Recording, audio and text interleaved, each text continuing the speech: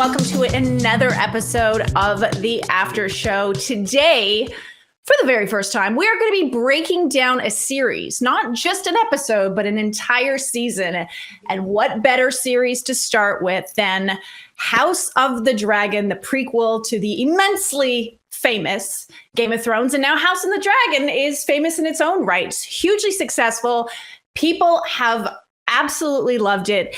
And before we go any further, I should warn you that this is going to be a full spoiler conversation. So if you haven't watched all of House of the Dragon, go do that and then come back, or stay with us, whatever you choose. But just know this is your spoiler warning. I do not wish to get married. Even I do not exist above tradition and duty, Rhaenyra. None of it needs be this way in truth.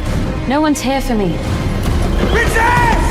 So if I'm going to be talking about House of the Dragon and a little Game of Thrones, we need an expert. We need a diehard, passionate person. And so who better than Andres Cabrera? Hello, how are you? Hello, I'm so excited. And yes, House of the Dragon, Game of Thrones, give me all that good stuff. I love it. Well, before we get into your overall reaction to the series and my overall reaction to the series, I want to give the Tomatometer score and the audience score on this series. The Tomatometer score, it's certified fresh at 86%, and the audience score almost exactly the same, tiny bit lower, 84%.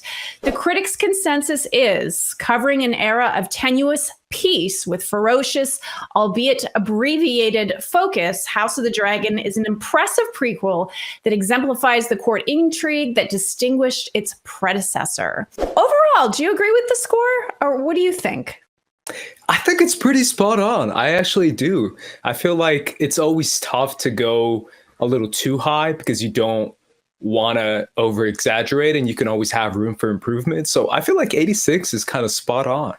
It's solid for a series, but I would disagree. I think it should have been in the 90s. I think this is an absolutely brilliant first season of a show. Overall, the reason I loved it so much and what I didn't expect from it is that it took its time building suspense. And that is a word that sometimes often doesn't happen so much in Hollywood anymore. We want, with superhero movies and series, we want a lot of action, right? People are addicted to action, CG, that kind of thing. Fight scenes. Game of Thrones was known for its gore, and this one really built the suspense. To the argument, some people said it was a little too slow moving, but what did you think about sort of the way that the season built? Oh, I'm on way opposite terms. I thought this was, maybe because I'm used to Game of Thrones, I thought this one was so fast. I felt like it flew by. I felt like maybe every other episode was like a very suspenseful, crazy episode versus other shows I've seen that takes a good 8 episodes to build the suspense. So I thought this was one of the most action-packed, fast-moving, quick-paced kind of shows, considering it is in this Westerosi universe. Okay, hold on. So you think it was fast-paced? Because I really thought there was a lot of talking. There was a lot of, when are they going to get to the Civil War? Maybe you knew that they weren't necessarily going to get to it in season 1. I didn't know that going into it. I kept waiting for this explosion, and there were explosions throughout the season. But I thought, for the most part, in terms of an all-out war, brawling, brutality, grotesqueness, I thought it was a little tame in that sense, which was good for me because that meant I could handle it, because I'm not really good at that with that kind of thing.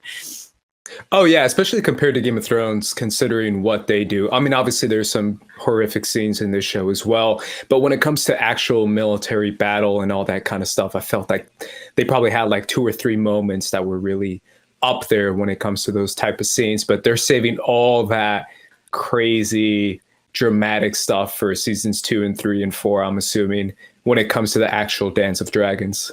So I know you were a Game of Thrones fan. You're a huge Game of Thrones fan. And I'm going to ask you to compare the two. How did you find this compared to Game of Thrones? You liked it more? You liked it less? You can't compare. It's too soon. What are your thoughts?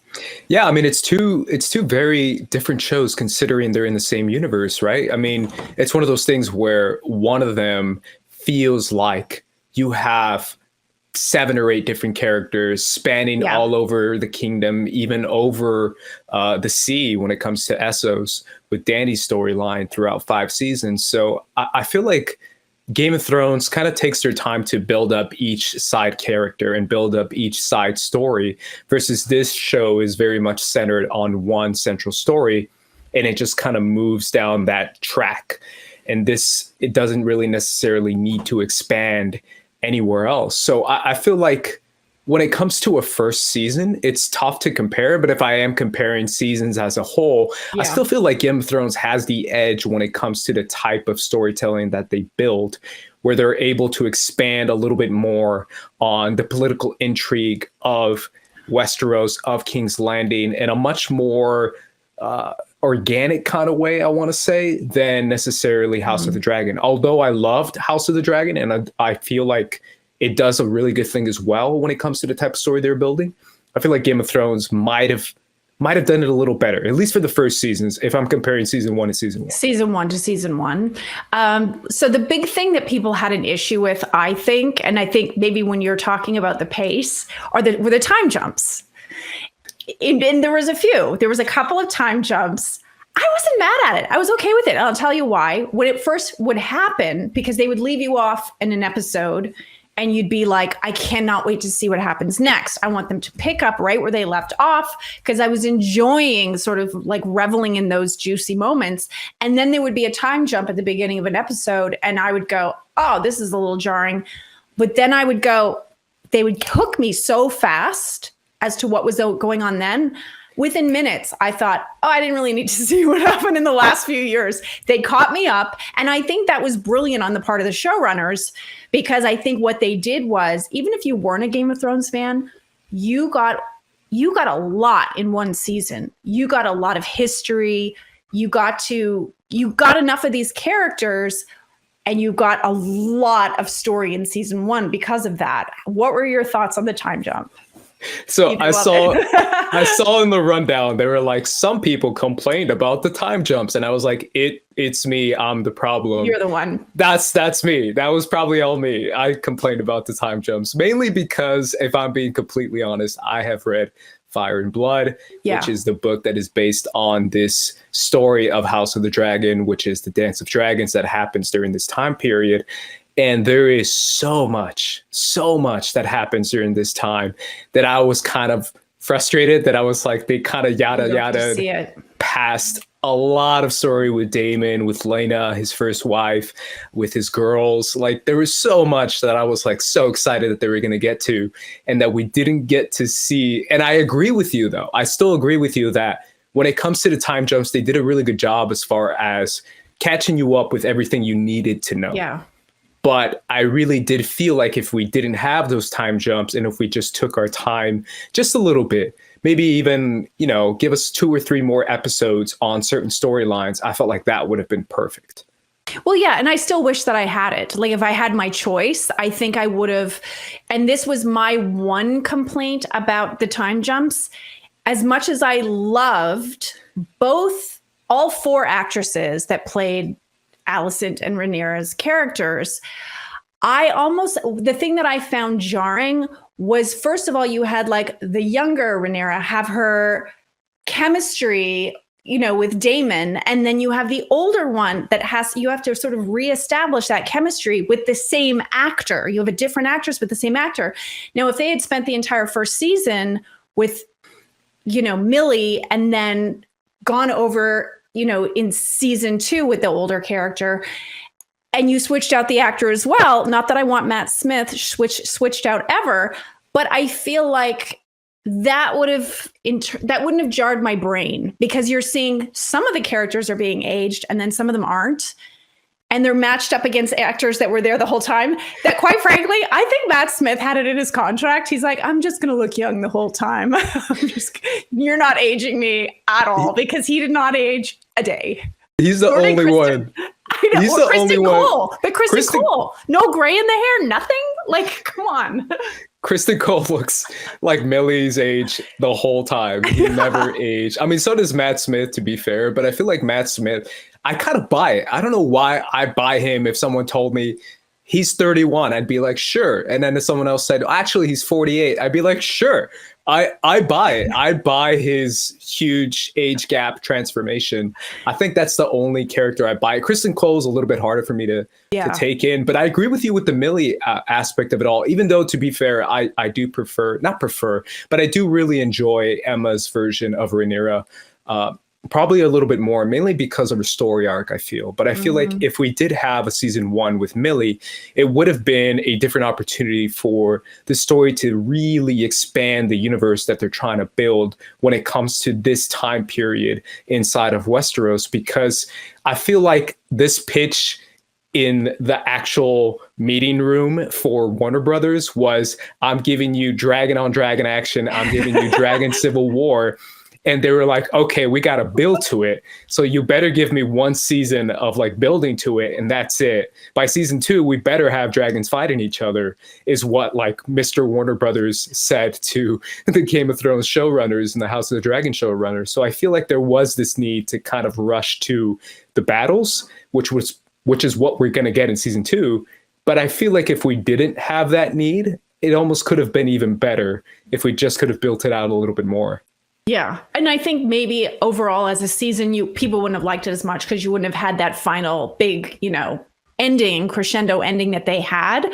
But it would have been, and maybe also they didn't necessarily know how popular it was going to be. Do you remember how many people were doubting this? We're so mad at Game of Thrones. And that seems like so long ago now because it was so embraced and was trending #1 every single week and millions and millions, 20 million plus viewers. And they just built on that. So they probably, maybe had they known in the beginning how successful it was going to be, they could have said, we got you. We're going to get to that in season, 2.5, 3, something like that. I want to ask you about, going to put you on the spot, your top 3 favorite characters in order, and then I'll go. If you can. It's tough, right? Yeah.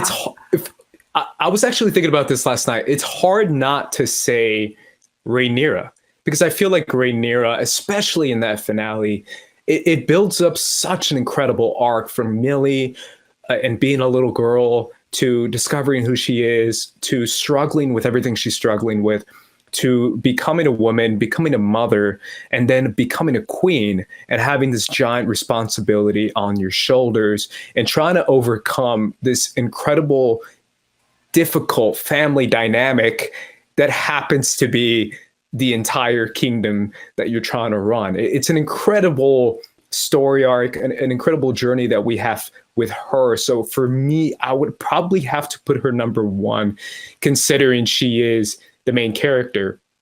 #2, I might put my favorite couple on here, which is Corlys and Rhaenys, 2 and 3. I love Corlys and Rhaenys. I think they're amazing. Wow. That's the Driftmark couple, the queen who never was, the princess. Yeah.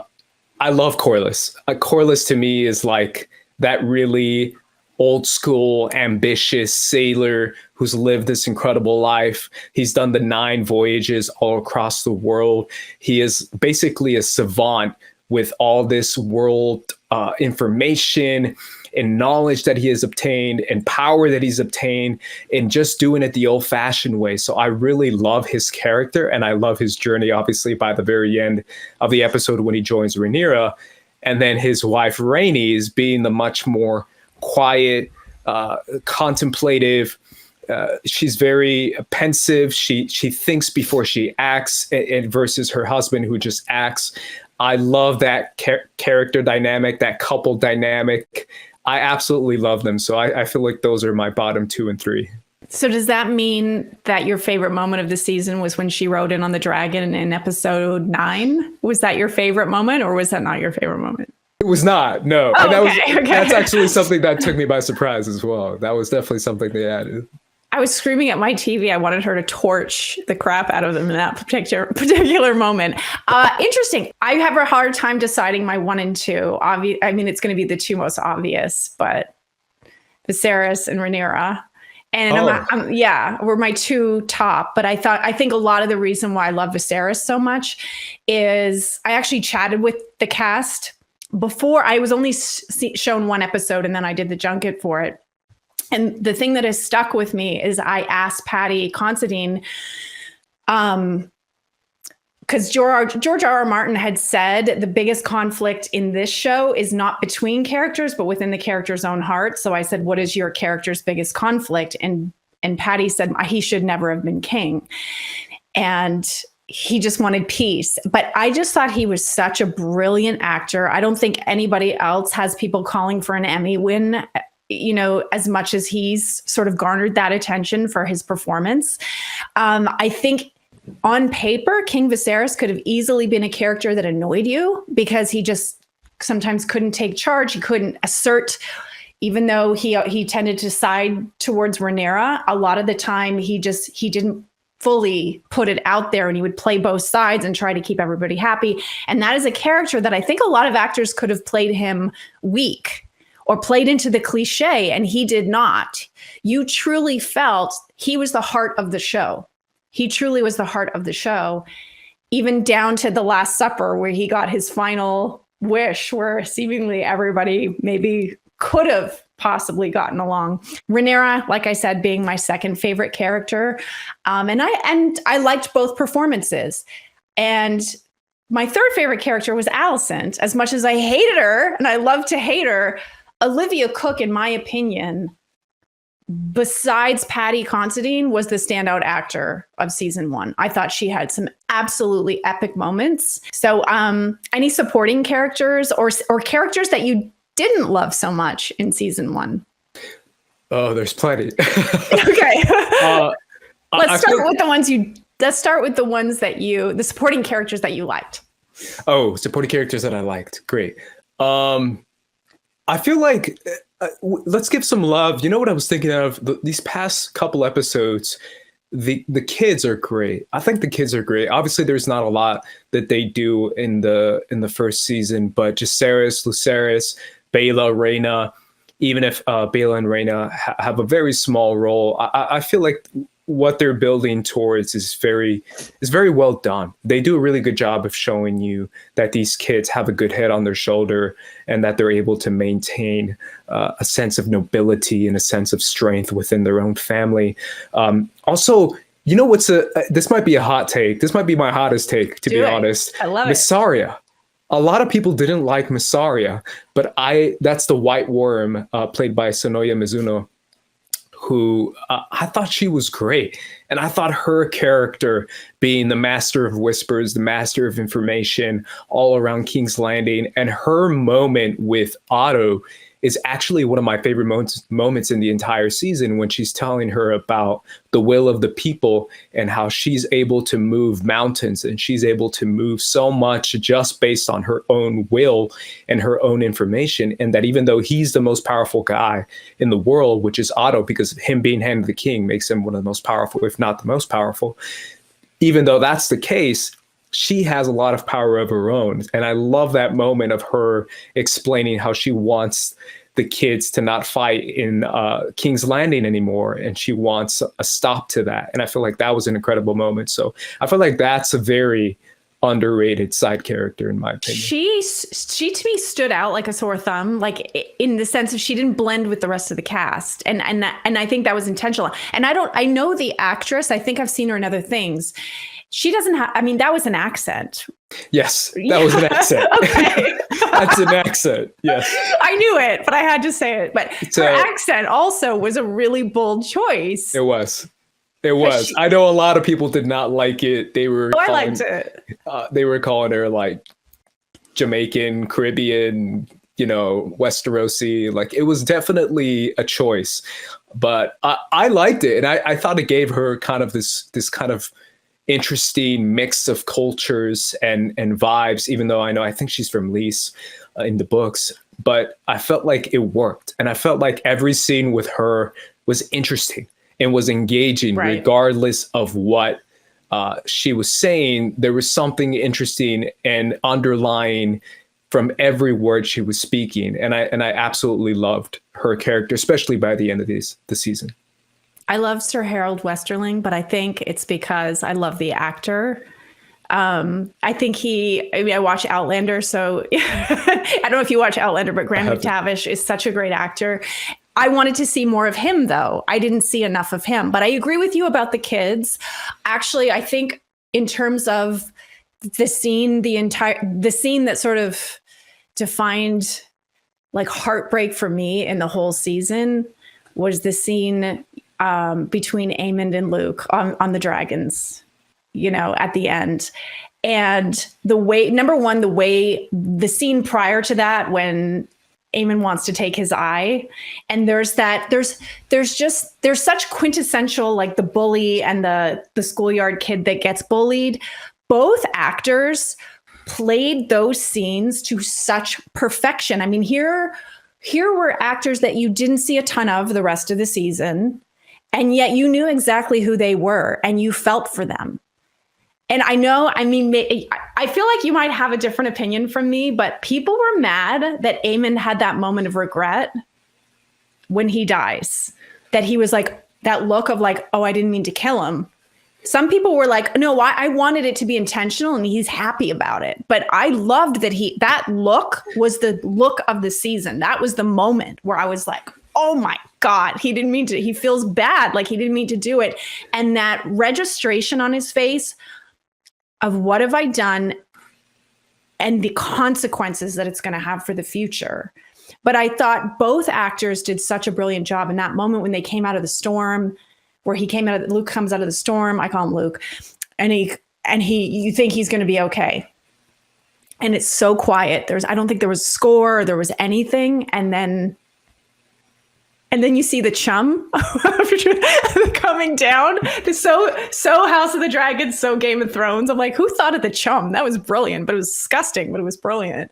But I agree with you that those actors were great. Okay, any actors, not actors, but characters you didn't like?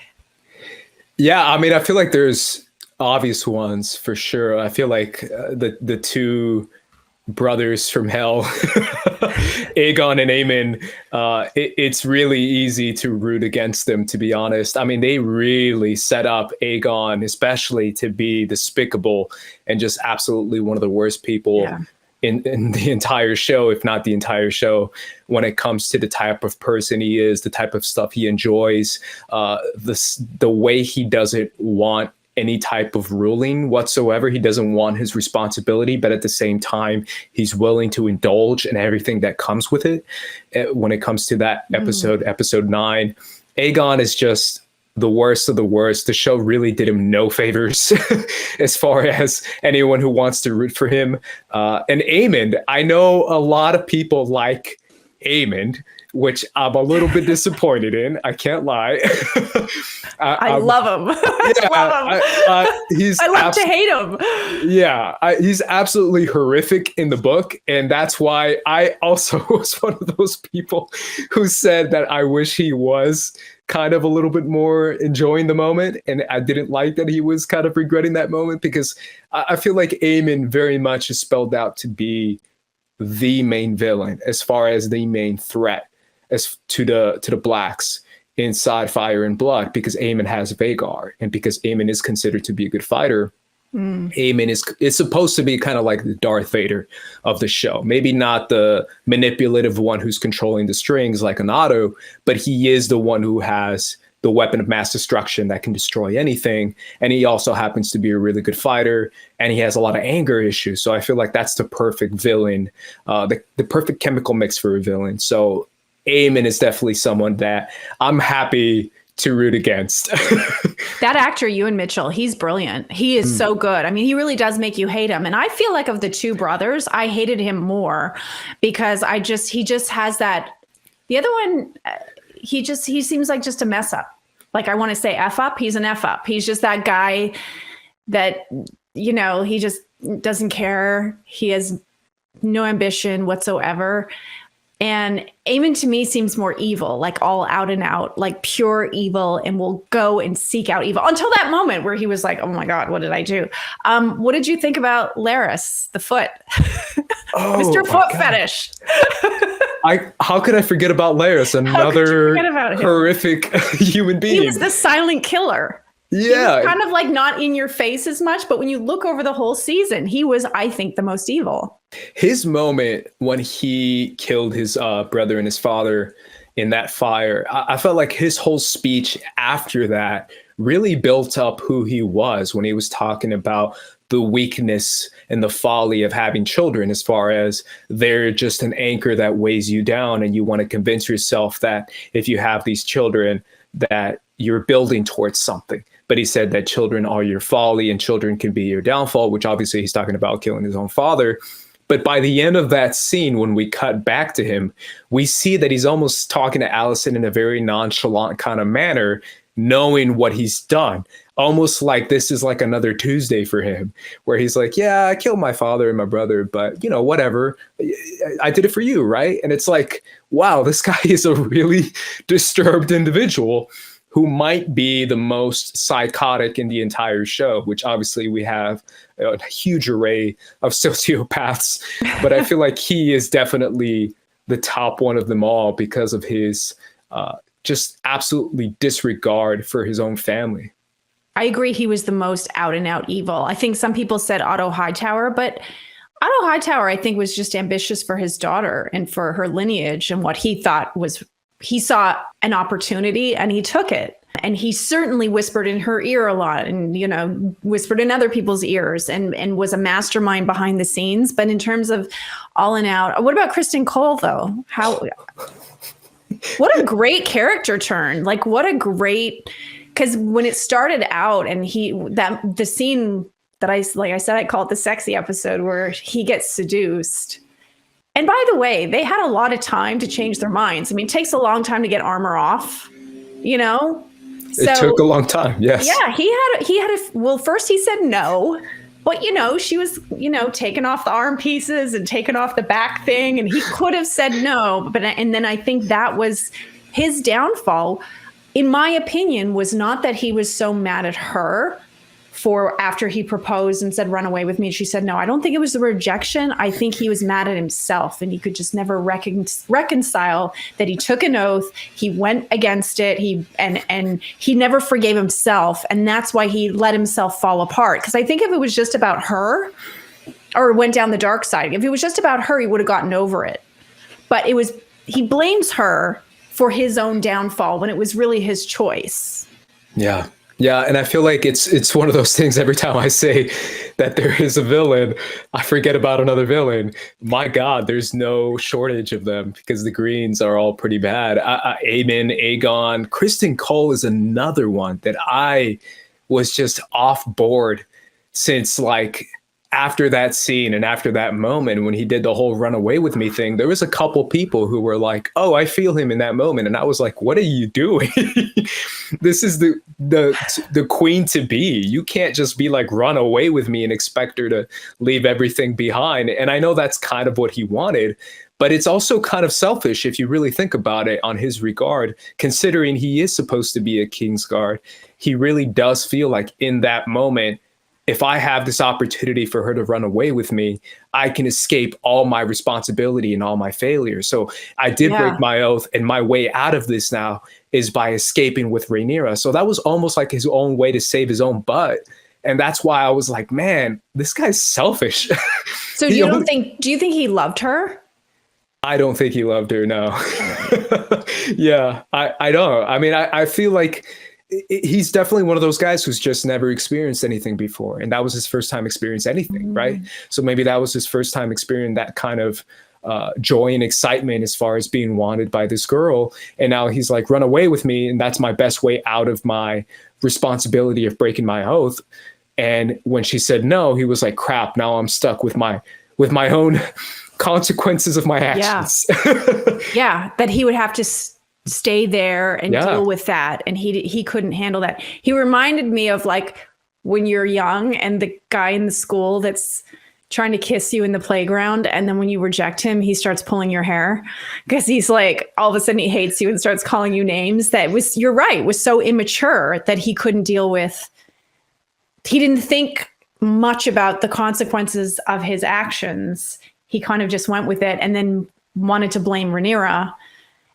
But that scene where he kills Laenor's lover at the wedding, I mean, I knew we had to have a scene like that would rival the Red Wedding in a sense. I mean, weddings never go well, but that was, in my opinion, the most brutal, disgusting to watch scene of the entire season.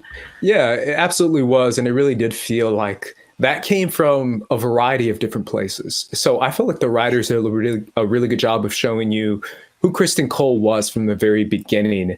In episode, I believe 3, when she asks, Rhaenyra asks Kristen Cole if she will ever be accepted as queen, he kind of gives a smug look as far as like a reluctance when he says, oh, they won't have a choice but to accept you. Almost saying like, even I won't really accept you as queen, but you won't really have a choice because that's who was declared as queen. And then in moments afterwards, where it's episode 7, we see Alicent talk about Laenor's activities, and he gives he does a little laugh, almost making fun of Laenor and his activities, knowing that he killed his lover. And it's showing you that Kristen Cole has always been this person. Kristen Cole has always been kind of a darker person, kind of a person who really has these ideals in his head of how people should be. And if they're not this type of way, then they shouldn't be respected, or they shouldn't be have any type of responsibility. And that's why obviously we see him kill Lord Beatsbury as well. But that scene when he kills Joffrey was his name, the Night of Kisses, I believe, was showing you that Kristen Cole has been having all this pent-up rage and pent-up aggression and kind of pent-up darkness inside of him this whole time. And he was actually able to bring it out in that moment, which was absolutely awful. Anyone else you want to give an honorable mention to?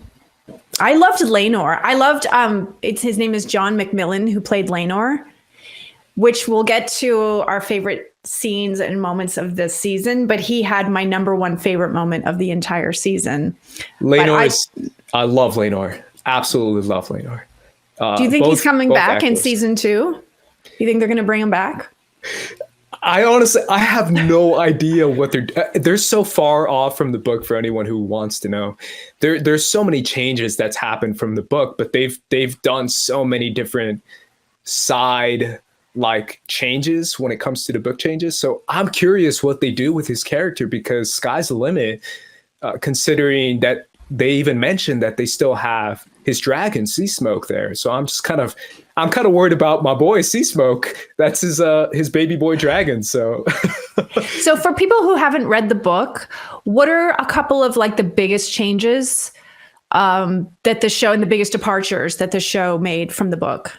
I mean, that's the biggest one, is okay. Laenor. Laenor is not supposed to run off with his lover to Essos and do this whole thing. Laenor is just done in the book. And then I feel like another big one was Aemond obviously is supposed to get Vhagar. Laena was supposed to have Vhagar at a very young age. I believe at 11 or 12 is when she claims Vhagar.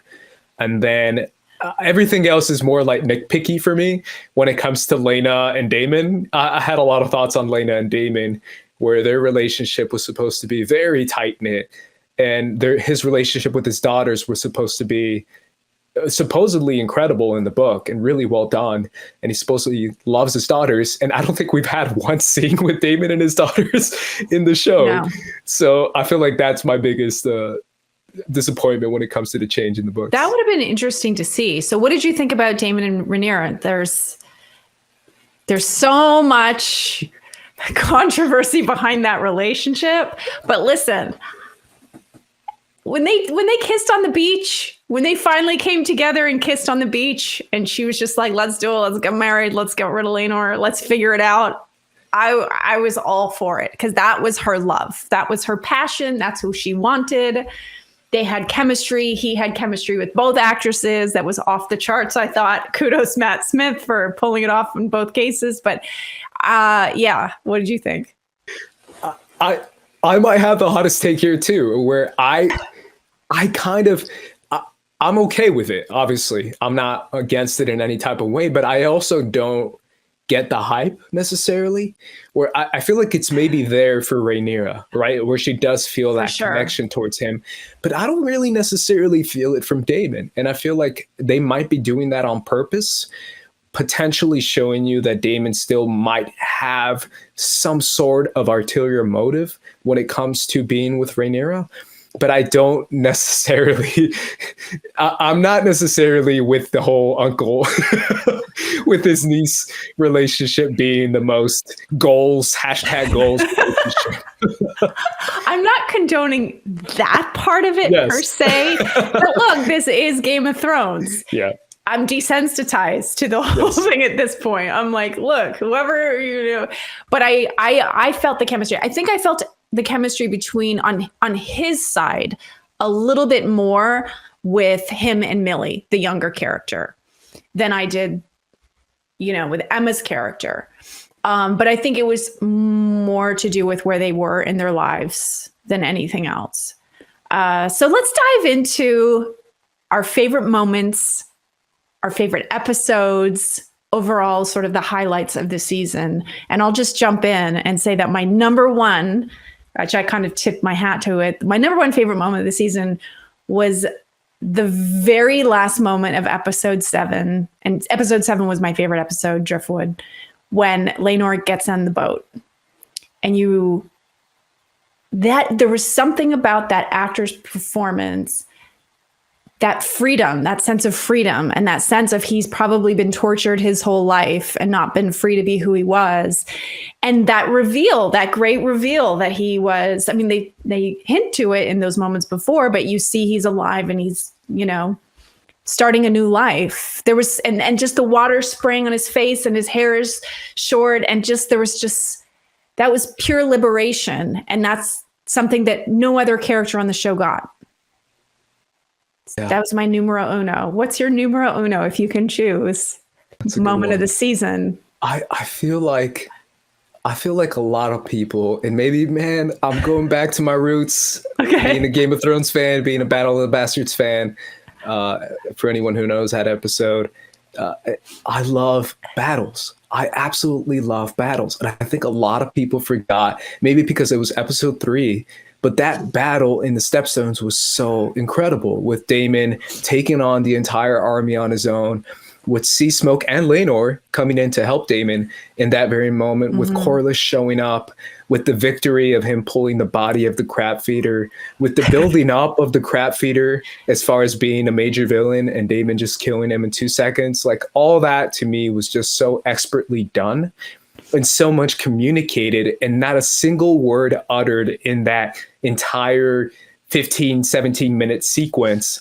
I thought it was absolutely perfect, and it might be my favorite moment in the entire season, and that was episode 3. So I have to give some love to that moment. Actually, episode 3 was my second favorite episode of the season. It was 7, and then it was 3, because that was also the episode when Rhaenyra was like with the white stag, and with the boar, and then came out. And that was one of my other favorite moments of the season, when she came out with all the blood on her.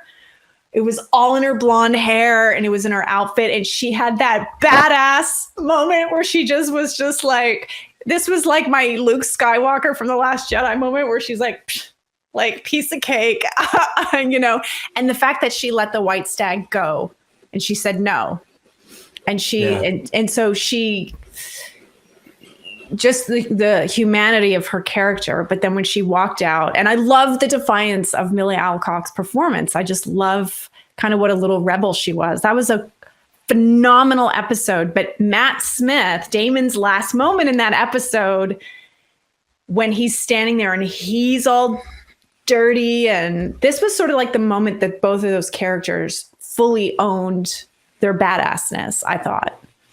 But yeah. It was incredible. And obviously they're both covered in blood, both showing you kind of, I heard a lot of people say this, so I'm not necessarily original, but both kind of showing you like a rebirth of who they are, showing you that they are now like reborn in this new age of who they are and who they've become.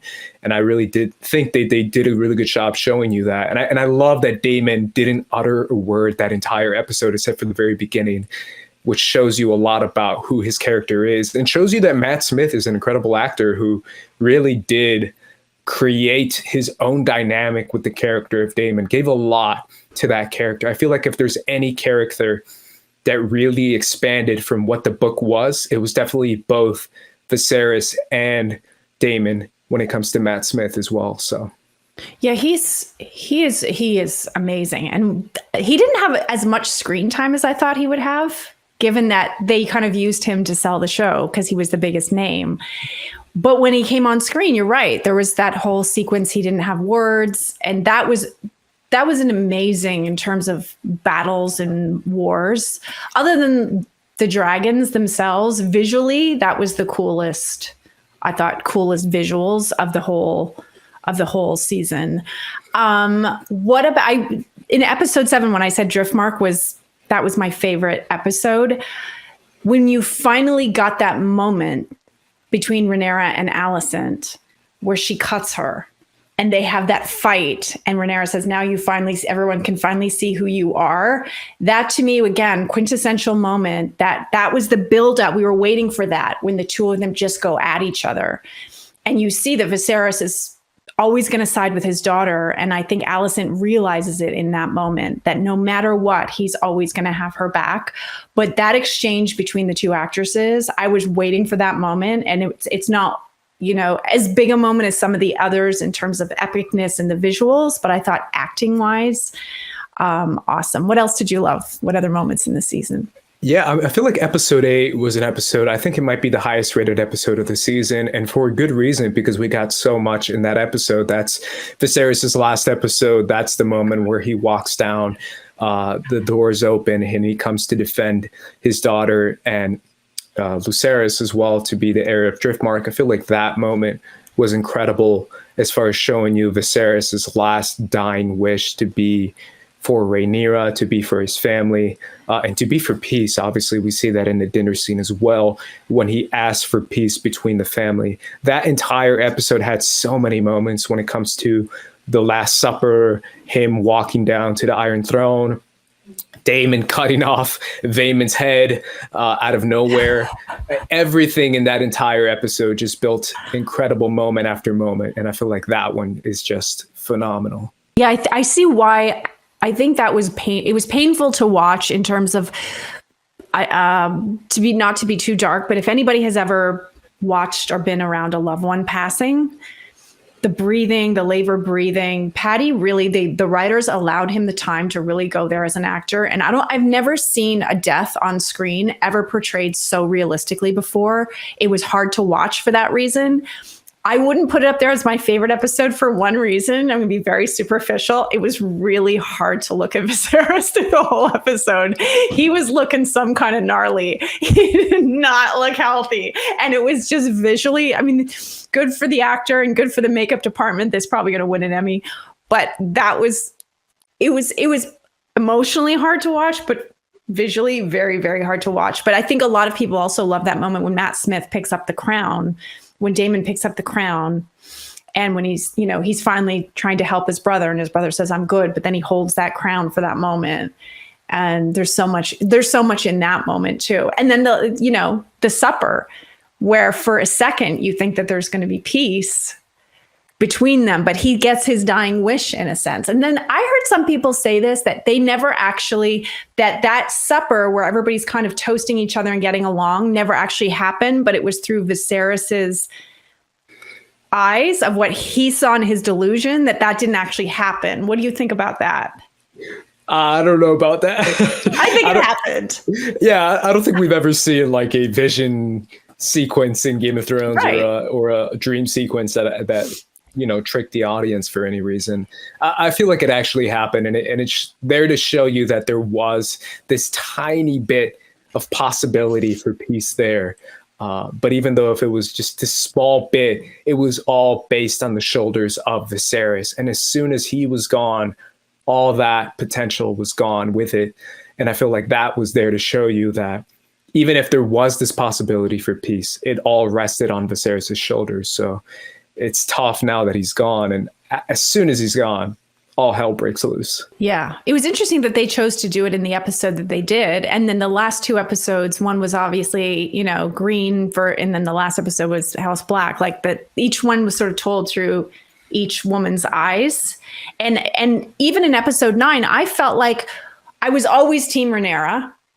And in that moment, in episode 9, I was Team Alicent for a second. I really saw her point of view, and I love that they did that they really showed you the story and her justification for doing things. On a whole, did you side with her at all, or were you always, no, you didn't? I didn't, I'm sorry. Always Team Rhaenyra, always Team Black from the very beginning. But obviously that's another thing, obviously that's been a change. You asked me before, from the books to the shows, that was another change. The whole mistaking of Aegon's vision and A Song of Ice and Fire, that whole thing was there, really added in the show to actually give you that endearing feeling towards Alicent, and to make you feel for her perspective, and to make you feel like maybe if this is his dying wish, then there is a feeling that, oh, I get her perspective, I get where she's coming from. Whereas in the book, it's not there at all. And it's much more cold-blooded in the sense of like, I'm just going to do this because this is my son and he should be king because I said so. Versus this is my, husband's dying wish. Right. So that's another addition from the show. Did you like that aspect of it, though? Did you enjoy that part? The fact that it was that sort of her mistaking and him not knowing who he was talking to? No. No. We're the opposite on everything. I loved it. I feel like, I don't know. I just feel like when it comes to the type of confusion, there was a lot of built up there where episode 1 is supposed to be, it starts off with the Great Council of 101, which is the council of deciding Viserys versus Rhaenys and who should be queen. And this Great Council of 101 is the kind of almost like saying a law was set into place, or a custom where the male heir will always have the better advantage than a female heir. And that was built up the entire season, telling you that a male heir is always going to have a better claim to the Iron Throne than a female heir. So when Viserys dies, Otto uses the Council of 101, and so does Alicent, to say, this is why my son should be king, because all the kingdoms in Westeros will accept a male heir versus a female heir. We even see Otto say that when he leaves King's Landing, I believe in episode 6. So I felt like that was built up in the show and built up in the book, and they kind of undercut it a tiny bit by making you like feel for Alicent. And I was like, yeah, we don't have to feel for Alicent. So. Yeah. Well, yeah. And I also think Otto uses that as an excuse. He's like, oh, it's to keep the peace because people will never accept, a female, accept a queen when there's a male heir. So I'm only doing this for the good of the peace. But it's like, I'm not 100% buying it in terms of that. So, in terms of the most heartbreaking or sad moments from the season, what would you choose? I mean, I feel like you named quite a few of them. Viserys' death, for sure. His last words being "my love," thinking about his first wife, Emma. And then Laenor.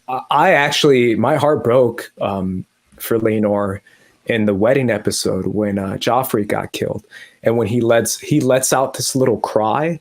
He lets out like a cry or a yell, and I felt like that actor nailed it. Even if it's like 1 second of just feeling his pain, you feel that amount of pain that he feels. I felt like that was heartbreaking. So I feel like those two moments for sure are probably the most heartbreaking moments in the entire show for me. Yeah, I thought Luke's death, but I also thought the very last moment of the entire season, the choice of the director to have Damon walk up to Rhaenyra and they turn their backs to the camera and turn towards the fire, which is so symbolic. And you don't see her reaction, but then you see when she turns around, you don't see the heartbreak, but then you see the vengeance. That's what they show you. And that's season 2, like, get ready. That's what they're doing, is they're getting you ready for that. And they did a great job the whole season of, making you want more. And I really hope it's not going to be till 2024 that we get that. Any other badass moments that you loved? I did also love when Rhaenyra comes to take the egg from Damon. I think it was I want to say episode 2 or 3, when she comes to reclaim the egg and she rides in on her dragon. I was like, okay, it's on. I think that was our first dragon moment of the season too, our first major dragon moment. Yeah, I feel like all the dragon moments were incredible. I love the moment where Damon goes up to Vermithor, which is the dragon in the finale. We see Damon go inside this cave and meet this other dragon, and we're kind of confused as far as what's going on and who this dragon is. That's actually the dragon of King Jaehaerys, who is the old king, who we see in episode 1, who has this old dragon. It's the second oldest dragon to Vhagar, who is resting in this cave. But that scene where Damon comes up to the dragon singing this old Valyrian hymn, almost taming the dragon, controlling the dragon, bonding with the dragon, showing it what it is to be a Targaryen, what it is to have a bond with these creatures. And I feel like that scene communicated so much when it comes to what it is to have this kind of relationship with these creatures, where they're giant, majestical, magical creatures that a lot of it is just being brave enough to go up to them. That's a lot of what the connection is. And the rest of it is just really focusing on that Targaryen nature and that Targaryen bond, which gives you the edge of connecting with these creatures. And we see the moment where they close up on the eyes of the dragon and then on the eye of Damon. I feel like that moment communicated so much and shows you that these creatures do have a relationship and a bond to the Targaryens that is unlike anything else inside this world. So I really love that moment for sure. Isn't that also, someone told me who read the book, that's something that they really delve into in the book, is more of the relationship between the dragons and the dragon riders. And you didn't necessarily see those relationships as much in season 1. That was probably the biggest bonding moment that you saw. That's probably one of my biggest disappointments. And obviously this is just nitpicky because it's not necessarily necessary, but I would love to have seen more of that, because like you said, the books really does a good job of showing you that these creatures, every single one of these dragon riders has a special relationship. It's like a dog. It really is like having your own dog, training your dog, communicating with it. That's what we see, those tiny moments with Lucerys and Arax at the end as well. We see Lucerys trying to get Arax to focus, and he's like, focus, Arax, focus, like, be with me. There's moments where every dragon rider has a special relationship and a different relationship with their dragons. And I wish we got more of it. I'm glad we got what we got in the finale, because it definitely communicated a lot. But yes, there's a ton more dragon and dragon rider in the book. Well, the dragon visuals themselves were mind-blowing. Every time I see something like that, I'm looking for cracks and I'm looking for things that don't look so realistic or aren't so cool. And I couldn't find any. They were incredible. So as we wrap up, I want to talk about the future of where this series is going. And you have a huge insight because you know where it's going. But where do you think, I know they've said that they're not going to do as many time jumps in season 2, that it's going to be maybe only the first, not even the first year of the Civil War will be covered in season 2. So it sounds like they're going to slow down in terms of the timeline, but things are going to get, much more violent. But where do you see it going in season 2, and where would you like to see it go? I feel like it's going kind of where the show left off, where it's the kids being kind of the flag bearers of Team Rhaenyra, and then obviously the kids of Alicent being the flag bearers of Team Aegon, versus them doing their own side missions and their own side quests throughout all of Westeros and trying to get the entire 7 kingdoms on board with their side. And I feel like that's a really cool angle to now explore a little bit of Westeros during this time period, because I feel like they did a really good job of setting up the Targaryen Civil War. But now that we have it, we get to see the Eyrie, we get to see Winterfell, we get to see all the iconic locations from Game of Thrones. And I feel like that's really what they're building up to, is showing you more of that, and also showing you, I feel like they're going to do a really good job in season 2 of showing you more dragons and more dragon taming, more dragon relationships, dragon communication. I feel like all that kind of stuff is going to be in season 2.